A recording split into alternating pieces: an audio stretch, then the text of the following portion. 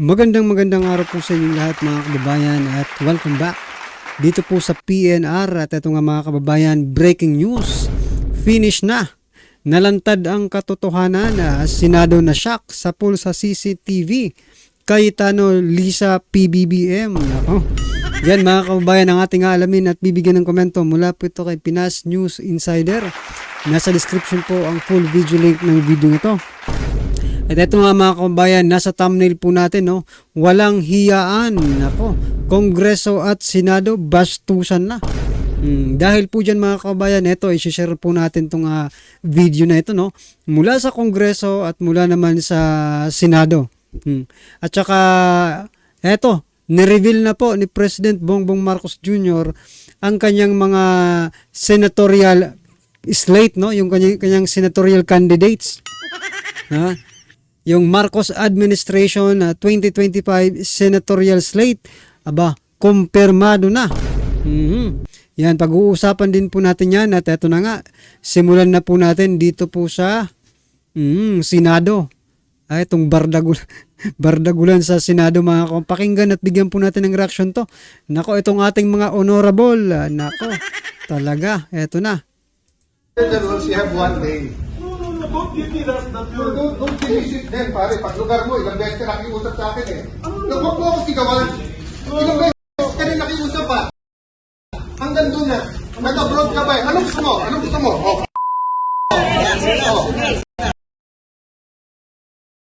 Grabe mga kababayan, atapang atao. Itong si Senator Alan Cayetano, no? Nako pero may ano to eh, medyo may problema ngayon kay Senator Alan Cayetano mga kababayan kasi unang-una kilala po natin si Senator Cayetano sa past administration na kakampi po ito ni dating Pangulong Duterte, di ba? Supporter ni dating Pangulong Duterte. No? Pero ngayon, no? Meron po siyang meron po siyang kasama pala siya doon sa Duran-Duran Party ba 'yon? Nandun pala umattend pala ito. Hindi natin alam kung ano naman ang gagampanan na karakter ni Senator Cayetano dito sa administrasyong ito. Sana hindi lang siya magamit, no? Sa pag sira kay Vice President Sara Duterte, no? Kasi talagang manggigigil talaga sa kanya ang taong bayan. So yan mga kabayan, yung ating mga honorable naging parang away na ito sa palengke, di ba? Oh, yan po ang sa Kongreso. Ano naman po yung sa Senado po ito? Ano naman po yung sinasabi kong sa Kongreso? Ito po. Winalang hiya din, may nang walang hiya rin sa Kongreso. Isipin mo sa yung budget deliberation ng Department of Health, no, ay hindi na pinagsalita yung isang congressman. Ito, panoorin po natin. And Mr. Speaker, having no more members of the minority. Mr. Speaker, we join the minority in their motion to terminate the period of debate permanently. So move, Mr. Speaker. There's a joint motion to terminate interpellation to the proposed budget Department of Health. Is there any objection? The chair Mr. hears Speaker, have a none. motion ruling, please. Gag talaga itong. Sino ba itong na ito? Pinangalanan to eh. Kanina, no?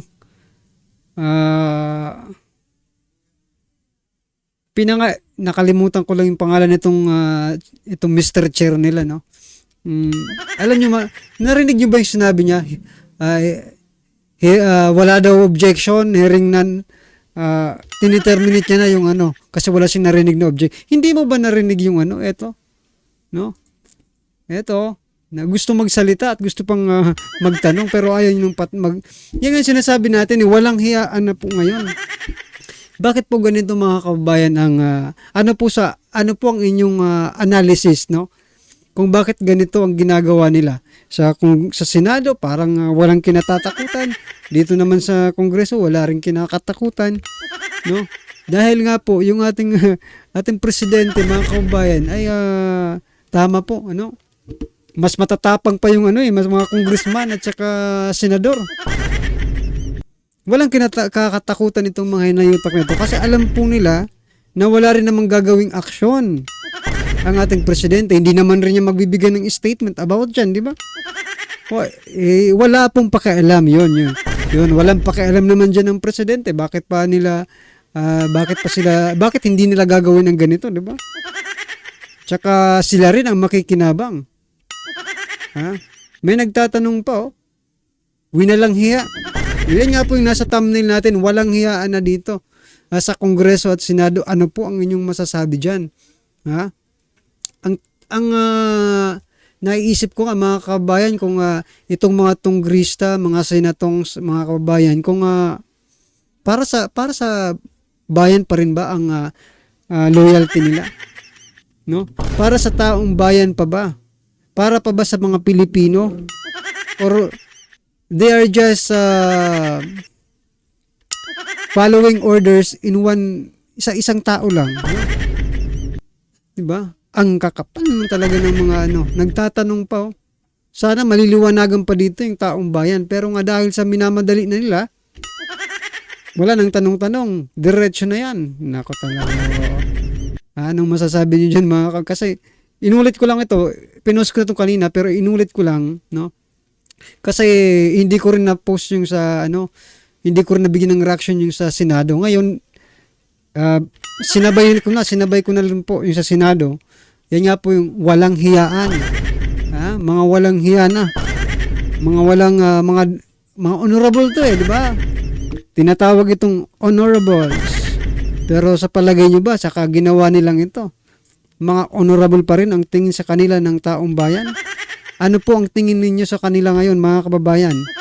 Honorable pa rin ba? Or dishonorable na? Diba? Ito mga kababayan, ano po ang inyong opinion dyan? I-comment na lang po sa baba. At ito na nga. Ito po yung Marcos Administration 2025 Senatorial Slate. Nangunguna po. DILG Secretary Benhur Abalos. Senator Pia Cayetano. Yan. Kapatid po ito nang nakipag-away kanina sa Senado ni Alan Cayetano mga kababayan. Pangatlo po si Senator Lito Lapid. Nako. Yan. Napakaganda po ng kanina. Pwede na po ba yan? Nako, former Senator Manny Pacquiao, no? Aba, eto mai-share lang ako about kay Senator Manny Pacquiao kasi nung nakaraang kampanya, ito po, February 18, 2022 mula po sa 1PH, no? Ito po, nangako si presidential aspirant Senator Manny Pacquiao na hahabulin niya ang pamilya Marcos dahil sa kanilang ill-gotten wealth. Nako, yan at iba pang pangako ng mga kandidato. Yan po mga kabayan yung sinabi, no? Pero bakit ngayon tinanggap ni Senator ni President Bongbong Marcos Jr. sa kanyang slate, no? Dinadala ni PBBM yung pangalang Manny Pacquiao ngayon sa labanan bilang senador. Anong nangyayari mga kababayan? Halos nung kampanya, di ba? Kulang na lang balatan ng buhay. Nangako si presidential aspirant Manny Pacquiao na hahabulin niya ang pamilya Marcos dahil sa kanilang ill-gotten wealth. Nasaan na yan mga kababayan, no? Maaaring ito rin ang maging basa natin kung iboboto ba natin si Senator or si dating Senator Manny Pacquiao. Diba? Kasi dito pa lang mga kababayan, wala na po siyang isang salita. No? Baka pag nanalo ito, wala talaga tayong mapala. Diba? Kasi na to parang, diba? Parang, ang hirap paniwalaan na, diba? Na, eto, kalaban mo sa politika, siniraan ka nito, tapos, ikakampanya mo. Anong nangyayari sa inyo? Nasa pa ba kayo? Nasa Pilipinas pa ba kayo? PBBM. Nako. Halos balat lang ka ng buhay ni Senator Manny Pacquiao nung nakaraang kampanya. Tapos ngayon, ikakampanya nyo. Hindi ba kayo nagkakahiyaan yan? Pag nagkakatitigan kayo ngayon, di ba? Hindi ba kayo nagkakahiyaan? Or baka iba na yung paningin nyo sa isa't isa, hindi na po pera na po ang tingin nyo sa isa't isa. Ha? O, sino pa? Ito si former Senate President Soto. Hoy, ACT-CIS Party List Representative Erwin Tulfo. Nako, yan mga kaway, kung gusto nyo pa ng isang Tulfo sa Senado, boto nyo to. Pero kung ayaw nyo naman, alams na. Representative Camille Villar, Senator Francis Tolentino, ito, sumakabilang bakod po si Tolentino. Senator Bong Revilla, no. Yan, nakulong po ito nakulong po ito si Senator Senator Bong Revilla doon sa Napolis na yun, pork barrel scam. Senator Amy Marcos na hanggang ngayon ay talagang mukhang binubudol ang taong bayan, no? Kasi minsan kampi sa kapatid, minsan kampi sa mga Duterte. Yan, binubudol ng taong bayan, nililito, no? Dalawa po ang ni Senator Amy Marcos, dalawa po yung kanyang anyo, no? Kanyang anyo nga, di ba? Anyo. Isa sa kapatid, or pagkatao.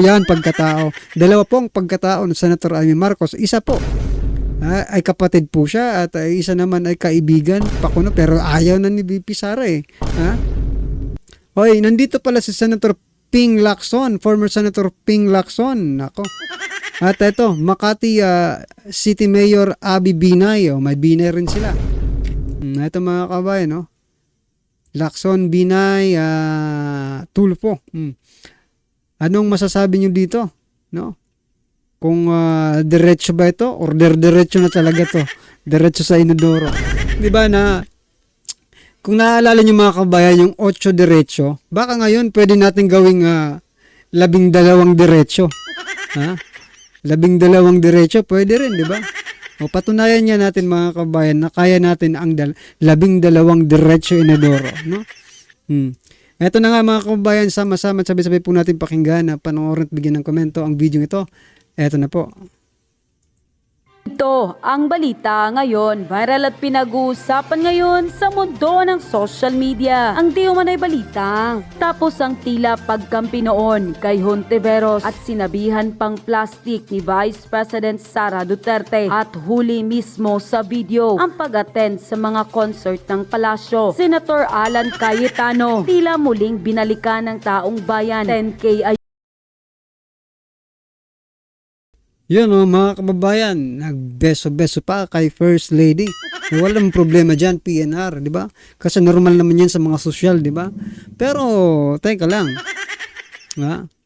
Bakit ganun? Manggagamit na rin mga ngayon siya. Sa bagay, nasa slate di ba? Yung kapatid niya, si Pia Cayetano.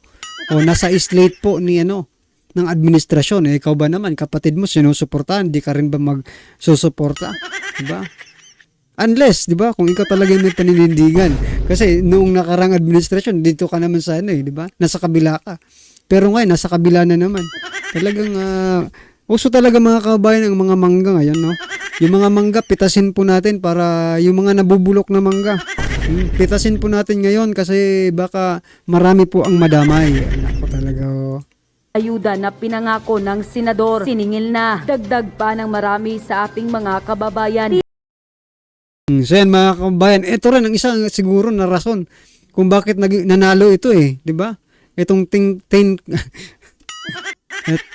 ayuda, di ba? Diyan maraming nabudol rin na hanggang ngayon umaasa pa rin. Parehas po sila ni PBBM. Si PBBM, mas malala kasi 20 pesos na kilong bigas. Ito, 10K ayuda, hindi naman nakarating sa taong bayan, di ba? Kaya mga kababayan, na sila, mga mangga na talaga to. Tila ang sip-sip raw noon ting Pangulong Duterte at kilalang bumabatikos noon sa mga Marcos ay tila bumaliktad na raw at tila kumampi na raw ngayon sa gobyernong Marcos. Senator Mig Zubiri at Senator Alan Peter Cayetano. So, yan mga kabayan, ano po ang inyong umiikot sa inyong isipan kung bakit itong mga dating kaalyado ni PRRD parang pumunta na dito sa administrasyon. Ano po unang-una ipapaalala ko po sa inyo yung gold natin, ibinenta. Yung 25 tons of golds, no? Baka, marami pong nagko-comment dyan na baka paghahati-hatian o gagamitin raw sa eleksyon, no? At saka marami ngayong maraming hindi nakikita ngayon ng Kongreso, no? Upper house and lower house, parehas po silang mga bulag. Sa kung ano man yung mga kalokohang ginagawa, mga kababayan, no? Gaya ng korupsyon. Walang pag-iimbestiga dyan sa flood control projects, mga kababayan. Mukhang nagpakilala lang yung DPWH, di ba? Hindi talaga nila inimbestigahan ng pinakamalalim kung bakit ba talaga saan napunta yung bilyon-bilyon piso na ginastos araw-araw, di ba? Wala po eh. Parang simpleng tanungan lang sa DPWH din tapos. Nagkainitan sa session ng Senado patungkol sa resolusyon para makaboto ng kongresista ang 10 Imbo Barangay sa Taguig City. At dahil sa tila hindi pagkakaunawaan, muntik nang magkasuntukan. Pero bago ang lahat, kung bago ka pa lamang sa aming channel, please huwag kalimutang mag-like, subscribe at i-click ang notification bell para mas maging updated ka pa lalo sa lahat pa ng bagong video na i-upload namin.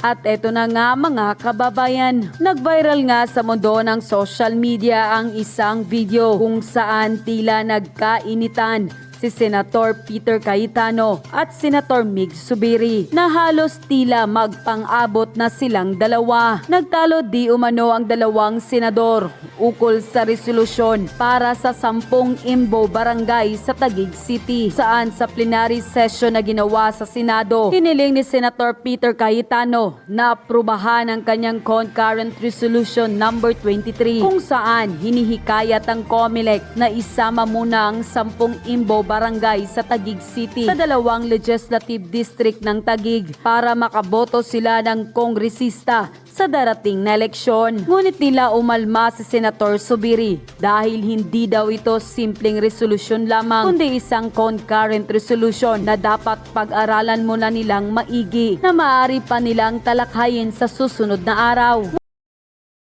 So, anong problema dun mga kabayan? Ang ibig bang sabihin, di ba?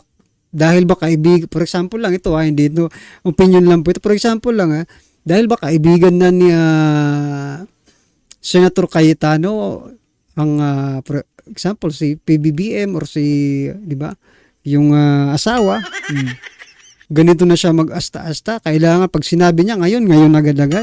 Kailangan pag-aralan yan, kailangan din pagbutuhan, di ba, ng Senado kung pasado ba yan o hindi. Kung hindi nagkakasundo, di ba dapat pinagbobotohan yan? O hindi po pwedeng ikaw lang mag-isa, sabihin mo agad na, sige, kailangan aprobahan nyo na ito. Nagmamadali ako eh. Presidente. Ngunit iginiit ni Senator Peter Cayetano na simpleng resolusyon lamang ito dahil sa Supreme Court ruling. Hindi na ito'y tinuturing na batas ang isang concurrent resolution na inaaprubahan ng Senado at Kamara. At dito na nga nagsimulang magkainitan dahil tila nagmamadali din si Senator Peter Cayetano na maaprubahan ang resolusyon na ito. Dahil huling araw na daw ng sesyon ng Senado ngayong Miyerkules at tila nangangamba siya na biglang mawala ng pasok dahil sa pag-ulan at So yan mga kababayan, alam mo na palang mawawala ng pasok, di ba? O bakit hindi mo noon pa? I-open mo na yan, dapat noon pa. Bakit ngayon kung kailan na busy na, saka ka papasok at gusto mong aprubahan na agad, magdesisyon ng lahat. Di ba? Senator Alan Peter Cayetano, di ba? Siya yung una linapag niya agad yung cellphone niya, di ba? Parang gusto na makipag-umbagan kaya Zubiri. Ayan mga kababayan, ano po ang inyong reaksyon dito sa walang hiyaan na sa Kongreso at Senado? Diba? Talaga naman mga abusado itong mga natin mga honorables. Ano sa palagay nyo? Abusado ba? Kung gusto nyo po ng mga ganito,